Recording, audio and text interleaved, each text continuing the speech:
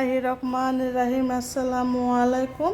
Hello guys, kitchen হাউজে আপনাদের সবাইকে স্বাগতম। আশা করি আপনারা ভালো আছেন। আল্লাহর রহমতে আমিও ভালো আছি। আজ আমি আপনাদের সাথে শেয়ার করব মুরগির মাংস রেসিপি। এখন মুরগির মাংসটাকে আমি ভেজে নেব। মাংসটা মাখার সময় আমি হলুদ লবণ দিয়ে মেখে রেখেছিলাম। আমি 5-6 মিনিট মাংসটাকে ভেজে নেব। মুরগির মাংস ভাজা হয়ে গেছে, এখন আমি মাংসটাকে চুলা থেকে নামিয়ে নেব।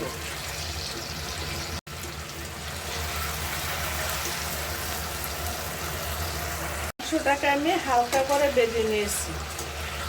এখন দিয়ে দিব পেঁয়াজ কুচি, দেব গরম মশলা, পেঁয়াজ, দারচিনি, লবঙ্গ দিয়ে আমি ব্রাউন কালার করে ভেজে নেব।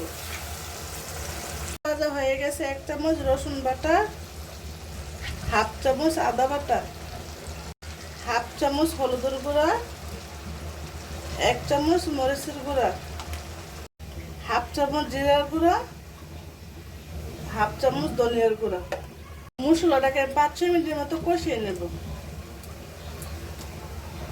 এখন দিয়ে দিলাম পরিমাণ মতো লবণ। কষানো হয়ে গেছে, এখন আমি ভেজে রাখা মাংসটা দিয়ে দেব।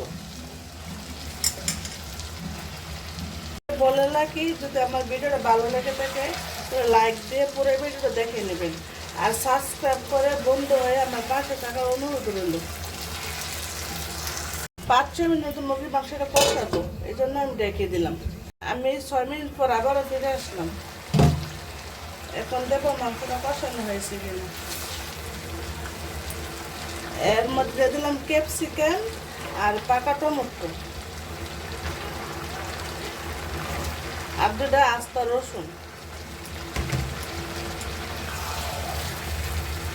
আমি মাংসের সাথে সবগুলো কষিয়ে নেব।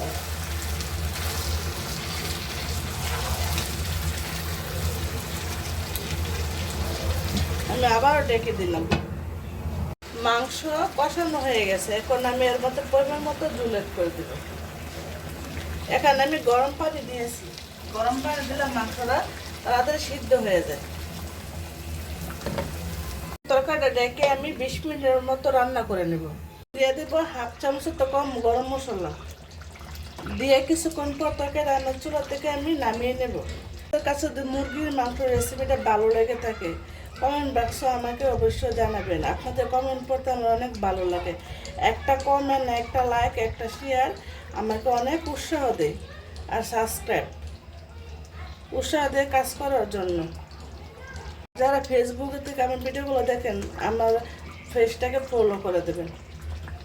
দেখেন তাদেরকে অসংখ্য ধন্যবাদ জানাই আমার ভিডিওগুলো সময় নিয়ে দেখার জন্য। আজকে এই পর্যন্ত, অন্য সময় অন্য নতুন ভিডিও নিয়ে হাজির হয়ে যাব। আল্লাহ হাফেজ।